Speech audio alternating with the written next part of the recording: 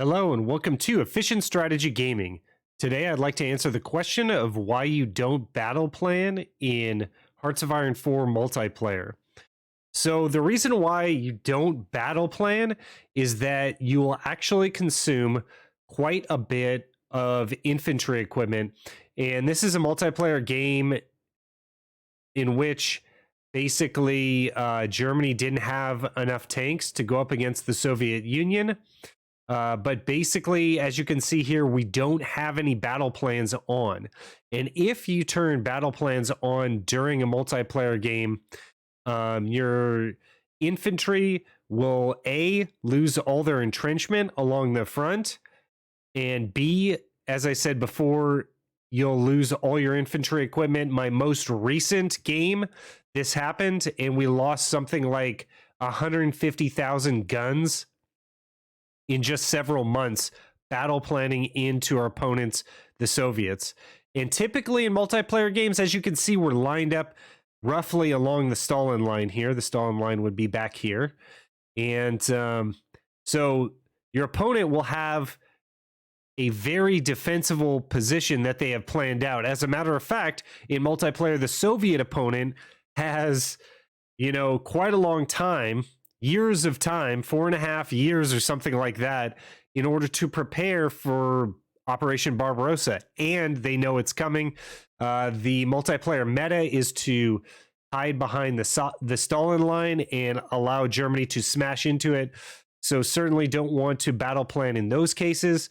And what you want to do, as say Germany, with your tanks, if you're up against like a minor like Poland, which has never played in multiplayer, you would just simply line up your troops and you would draw encirclement lines, wherever you need to go. You would just micro your tanks and then you'd make encirclements and then either eat the encirclements or just stay around them, because like Poland, for instance, you're going to capitulate the country, and then if you did not overrun the divisions, you will get equipment gain from all the encircled divisions. You will get more equipment if you merely just encircle the divisions instead of eating them whole. And so that basically answers the question right there. It's really bad to battle plan in a multiplayer situation. You can see all of these. These are 10 widths, I believe, but you can see all the divisions with forts, and they're all in very prepared defensive positions. So yeah, always micro your tanks and make encirclements and then eat the encirclements if you need to. And that way you will conserve a lot of equipment. The other point that you need to know about multiplayer games is that not a lot of infantry equipment is produced, because you conserve infantry equipment in the manner I just described to you. So we're in Barbarossa now, and tanks matter the most. You can see a typical distribution of production here as Germany for Barbarossa.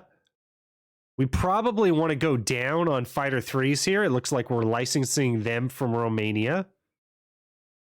But you see that we're only producing really one military factory on guns. That's by design. And then you could probably go 10 guns at the start of the game. And then after the fall of France, or maybe just before the fall of France, maybe in early 39, you could actually micro this down to 5 guns. And then after the fall of France, you could take this off completely or just produce 1 gun, because you get a huge amount of equipment as Germany after you defeat France and Poland. And yes, this is quite a bit of tanks going on here. There's 200 tanks being produced right now as Germany, as well as heavy tank 3 tank destroyers. Just in case you wanted to see my template, if you're still watching the video here, I will show you. This is a typical Amtrak template with the tank destroyers over here. 10 tanks, 8 Amtraks, and we probably forgot to put in the maintenance companies there. If you place 1 military factory on armored car, you can fill up all your tank divisions with light armored recon.